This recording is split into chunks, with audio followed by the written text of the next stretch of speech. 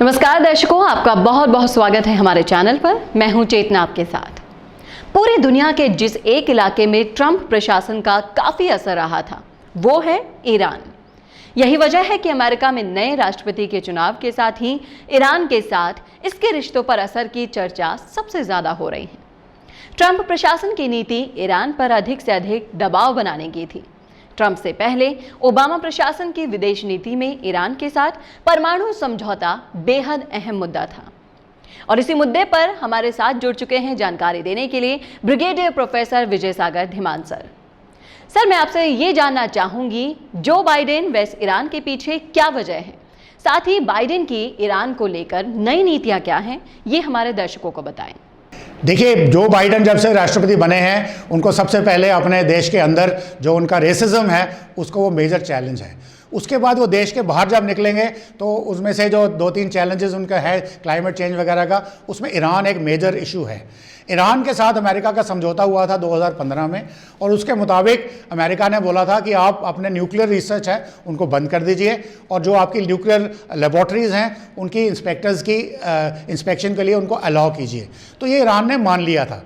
परंतु बीच में आप पुराने जो उनके प्रेसिडेंट्स हैं डोनाल्ड ट्रंप थे और ईरान के जो प्रेसिडेंट हैं रूहानी, उनके बीच में कुछ मतभेद हो गए और ईरान और अमेरिका के प्रेसिडेंट डोनाल्ड ट्रंप ने आकर के बोला कि हम उस मुआहदे से इनकार करते हैं, यानी कि उसको यूनिलैटरली तोड़ दिया। तो जब उन्होंने यूनिलैटरल तोड़ दिया तो ईरान ने भी सोचा कि अब ये मौका है तो हम अपने जो न्यूक्लियर वेपन्स हैं वो बनाना शुरू कर दें। उनके पास टेक्निक तो पाकिस्तान से आ ही रही है और अभी चाइना भी उनकी हेल्प कर रहा है। तो उनके साइंटिस्ट जो हैं उन्होंने जोर शोर से न्यूक्लियर वेपन्स के ऊपर अपना काम शुरू कर दिया। और इसमें अगर आपको पता होगा कि पिछले कुछ महीनों में 2 या 3 जो उनके टॉप साइंटिस्ट हैं वो ऑलरेडी असैसिनेट कर दिए गए हैं और वो अभी तक उनकी जो जाँच है वो इनकंक्लूसिव है कि उनकी मौत कैसे हुई। परंतु वो टॉप साइंटिस्ट थे जो ईरान में बना रहे थे। अब उसका पीछे अमेरिका है या कोई और है ये देखना मुश्किल है, पता करना मुश्किल है। परंतु मुद्दा यहाँ ये है कि अभी जब नए प्रेसिडेंट आए हैं तो उन्होंने बोला नहीं ईरान को कि हम अपने 2015 वाले जो मुआहदे हैं उसको हम दोबारा करेंगे।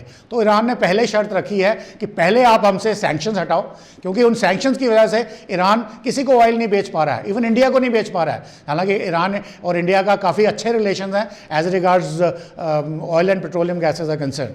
तो यहाँ पे ईरान के लिए बहुत एक चिंता की विषय बना हुआ है। तो अब ईरान भी अटक गया है और उसने भी अपनी हील डिग इन कर दी है और बोल दिया है कि जब तक आप सैंक्शन नहीं हटाएंगे हम अपने न्यूक्लियर स्टॉक पाइल्स के बारे में बात ही नहीं करेंगे और जब तक आप नहीं करते तो हम इनको आगे बढ़ाते चले जाएंगे।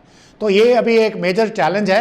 अब देखते हैं राष्ट्रपति जो बाइडेन इसको किस तरीके से ट्रीट करके इसको फाइनली कैसे रिजॉल्व करते हैं। और इसमें एक बात ये भी है कि अभी चाइना और ईरान के बीच में $400 बिलियन का एक एग्रीमेंट भी हो गया है। अब उस एग्रीमेंट की वजह से अमेरिका के लिए ये एक खतरा बन गया है कि चाइना और ईरान का भी एक नेक्सस बन सकता है मिडल ईस्ट में। और जहाँ पे इंडियन ओशन के सवाल आता है, जहाँ पे अमेरिकन बेस है आपका अमेरिकन बेस है वहाँ पे, और बाकी जो क्वाड की बात चल रही है तो वहाँ पे चाइना और ईरान मिलकर इस क्वाड के अगेंस्ट कुछ काम कर सकते हैं जो शायद अमेरिका को के हित में नहीं होगा या दुनिया के हित में नहीं होगा। तो अमेरिका चाहेगा कि किसी तरीके से इसको किया जाए, इस समझौते को दोबारा वापस लाया जाए। जी सर, बहुत बहुत शुक्रिया आपका ये सारी जानकारी हमारे दर्शकों तक पहुंचाने के लिए। देश और दुनिया की तमाम जानकारियों के लिए जुड़े रहिए हमारे चैनल के साथ। नमस्कार।